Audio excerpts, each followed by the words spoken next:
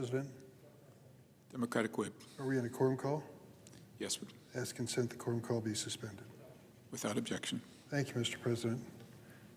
Mr. President, shortly, Senate Republicans will confirm the nomination of Pam Bondi to serve as Attorney General and lead the Department of Justice in the new administration. Yesterday, I came to the Senate floor to discuss the Trump administration's decision to purge Department of Justice officials and warn that Ms. Bondi's record suggests that she will aid in this effort to pack Department of Justice with loyalists seeking retribution against President Trump's political rivals. Since the Watergate era, there has been bipartisan support for the principle that the Department of Justice investigations and prosecutions must be independent from the White House. Over the years, both Republicans and Democrats have asked many individuals seeking the office of Attorney General one basic question: will you be willing to tell the President no? Given that Ms. Bondi, when speaking about President Trump's criminal indictments, threatened, quote, "the prosecutors will be prosecuted and the investigators will be investigated," I have serious doubts about her willingness to really say no to this president. This concern is even more pressing because over the last 16 days, the Trump administration has purged dozens of senior career law enforcement officials at the Department of Justice and at the FBI. This purge has been particularly focused on dedicated, nonpartisan prosecutors and investigators working in the National Security Division and the Federal Bureau of Investigation. On its first day, the Trump administration removed or reassigned as many as 20 experienced professionals with invaluable national security expertise without any comparable replacements, including the veteran career Deputy Assistant Attorney Generals in the National Security Division. These are men and women that we have entrusted with the responsibility to keep America safe. They were summarily dismissed by this new president just days into his administration. Those who have been reassigned are reportedly being put in roles concerning immigration enforcement, for which they have little expertise.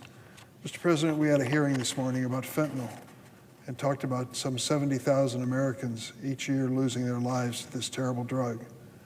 We're all concerned and expressed it at this hearing that some of the very people who are working in drug enforcement are going to be removed and put into mass deportation of immigrants. We've said over and over again that if the president is setting out to do what he promised he would do, he needs more personnel to get it done, or he'll have to cut back invaluable functions of our law enforcement community at the risk of endangering the families and businesses in America. Since that warning, dozens more senior officials have been removed. At the FBI, at least 6 FBI executive assistant directors, or EADs, have been removed, including the EADs who oversee the National Security Branch, Intelligence Branch, and the Criminal Cyber Response and Services Branch. The Trump administration has also removed special agents in charge of at least 4 major field offices and the assistant director of the Washington field office. The acting attorney general has also issued a memo firing dozens of career DOJ prosecutors, stating, and I quote, "Given your significant role in prosecuting the president, I do not believe that the leadership of the department can trust you in implementing the president's agenda faithfully." The Trump administration has even asked line attorneys and agents to retire, resign, or be fired simply for handling tasks linked to the investigation of President Trump or prosecution of his misconduct.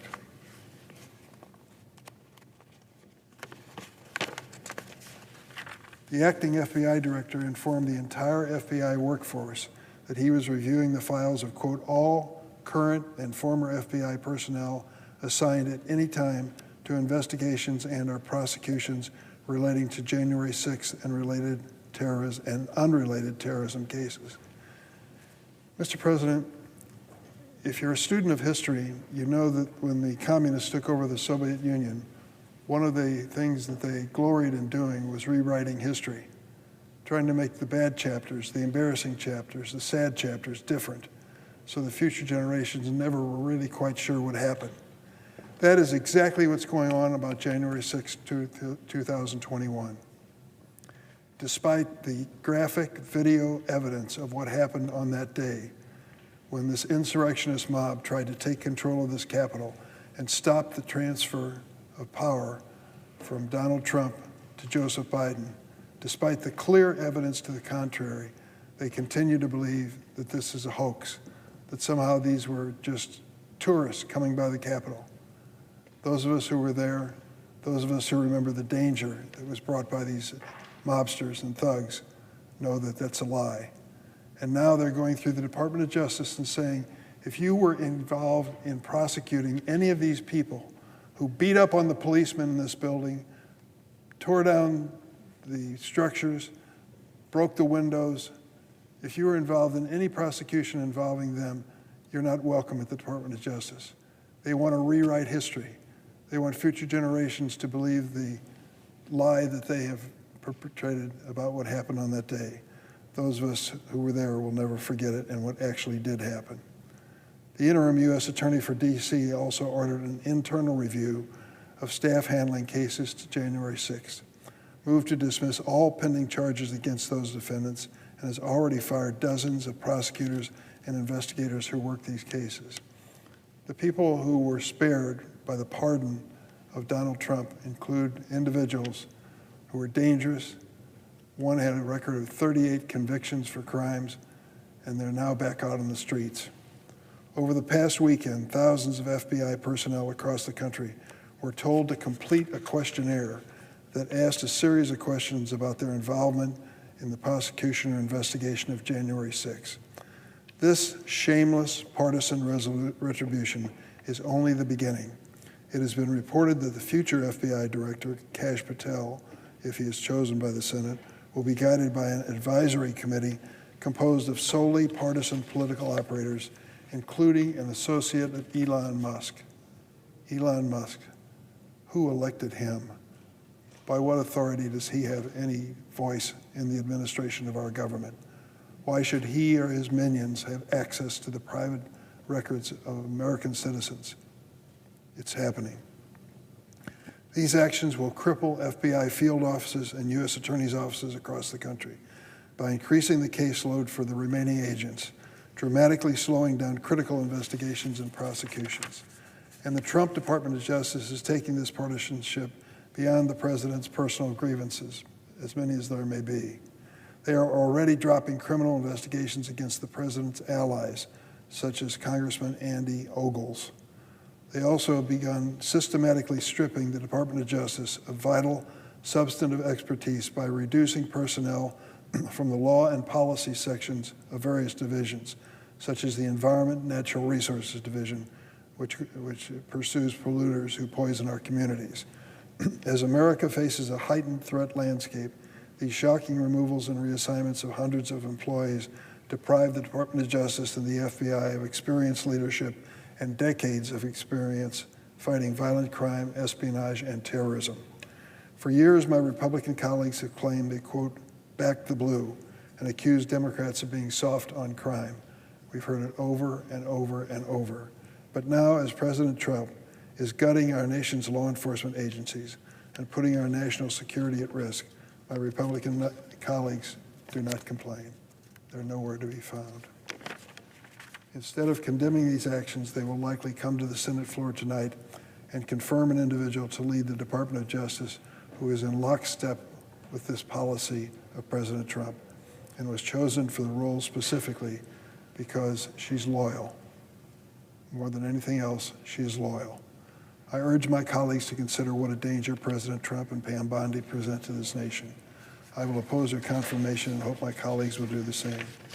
I would also say, Mr. President, that letters went out today asking for further hearings on Kash Patel. Mr. Patel, I've been reading his response to the questions for the record QFR, and I can tell you they raise more questions than they answer. He has an attitude, and to think that this man will be in charge of 38,000 FBI agents and personnel, 400 field offices across the nation and around the world, is going to have the authority to investigate those whom he chooses, is frightening.